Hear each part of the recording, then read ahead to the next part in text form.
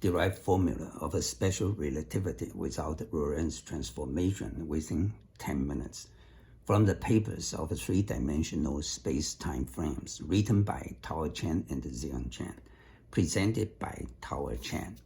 The outline: space-time view of classical physics. For the convenience of discussion, a train with a constant velocity is taken as a motion frame and the stationary platform as a reference frame. In the center of a car, two identical guns are fired simultaneously. For observer on the train, two bullets hit the front and the back wall simultaneously. For observer on the platform, two bullets also hit the front and the back walls at the same time. We confirm that simultaneity is absolute, so time and space are absolute and independent. Space-time view of modern physics. Einstein thought experience. In the center of a car, two identical guns are setting to emit a photon at the same time. For observer on the train, two photons hit the front and the back wall simultaneously. But for observer on the platform, the photon hits the back wall first.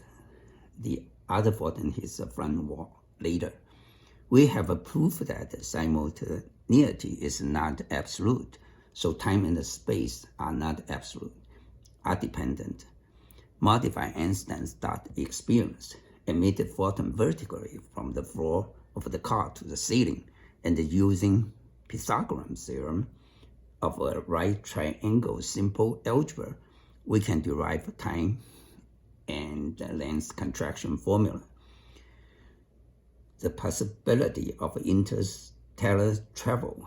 According to the special relativity, as long as you can ride a train at the speed of light, no matter how far the stars or galaxies are, you can reach them in 0 seconds. A train travels to right with velocity u. The length of a car of the train is 2d. The half length is d. Two guns are placed at the middle of the car, are fired at the same time. Both bullets are moving with the same velocity v, but in opposite direction. The time of a bullet hits the front wall is d divided by v.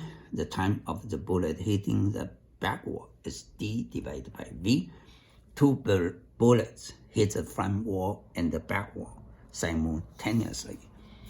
For observers on the platform, the bullet moving forward with velocity v plus u. The bullet moving backward with velocity v minus u. The time of a bullet hit the front wall is d plus the distance of train travel ut divided by v plus u. So t equal to d over v. The time for the bullet hitting the back wall is d minus the distance of a train travel ut divided by v minus u. So t equal to d divided by v. Therefore, two bullets hit both walls simultaneously from the platform. And then, thought experiment. A pair of a photon fired at the middle of the car of the train. The velocity of light 3 times 10 to the 8th power meter per second is a fixed value measured from any observers. Two guns are placed at the middle of a car, are fired, one photon moving forward, the other photon moving backward. The time of the photon hitting the front wall is d divided by c. The time of the photon hitting the backward is d divided by c. For the train, two photons hit both walls simultaneously. For the observer on the platform, the time for the photon hit the front wall is d plus the distance of train travel ut divided by c. So t equal to d divided by c minus u. The time for the photon hitting the back wall is d minus the distance of train travel ut divided by c. So t equal to d divided by c plus u. For the platform, the photon hits the back wall earlier than the photon hits the front wall. But for the train, two photons hit both walls simultaneously. For the same event, which one is real?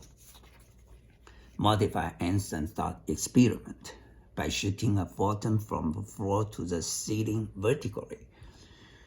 For the observer on the train, with the time a photon reaches the ceiling is h divided by c, so h equal to ct prime. For the observer on the platform, photon moving slantingly to the ceiling, so the time reaches the ceiling is r over c, r equal to c times t. The distance of the train travel is velocity of the train times t, so rhx from the right triangle. By Pythagorean theorem, h squared equal to r squared minus x squared. Then we can get the t prime equal to square root 1 minus u over c parentheses square times t. This is a time contraction formula. Let's do one example. For u equal to 0.6 c, t equal to 25 seconds, plug this to time contraction formula, we get t prime equal to 20 seconds. For the distance of a train traveling, what is the difference between measuring from the train and measuring from the platform? For time contraction formula times u on both sides, u times t prime is the distance of train travel measured from the train. U times t is the distance of train travel measured from the platform. So we get x prime equal to square root 1 minus u over c parentheses square times x. This is the length contraction formula. For u equal to 0.6 c, t equal to 25 seconds. So the distance traveled by train is x equal to 15 light seconds. For x prime, using a length contraction formula, plug this data, we will get x prime equal to 12 light seconds. The first special case in classical physics, the velocity of a train is much, much less than c, so the term of u divided by c is approximate 0. T prime equal to 1 minus this term would be 0. 1 minus 0 is 1. 1 times t is t. So t prime equal to t. For x prime equal to u times t prime. T prime equal to t. U times t is x. So x prime equal to x. It shows that classical physics is an approximation of modern physics. The second special case. For u equal to c, time contraction formula, u replaced by c, c divided by c is 1, 1 minus 1 is 0, 0 times t is 0. For any value of t, but t prime equal to 0 always. When x equal to u times t, for any value of t, x prime equal to u times t prime equal to 0, this will be 0 for any value of x, but x prime is 0 always. From this presentation, it shows that we are able to derive time and the length contraction formula without a Lorenz transformation. The universe is immense. The distance is measured by light. The distance traveled by light during a year is 1 light year. The distance between the farthest galaxy and the Earth is 13 billion light years. If you are on the moving train with the velocity of light, you are able to reach farthest galaxy within 0 seconds. Therefore, it is possible to travel among the galaxies. We should try to really understand special relativity.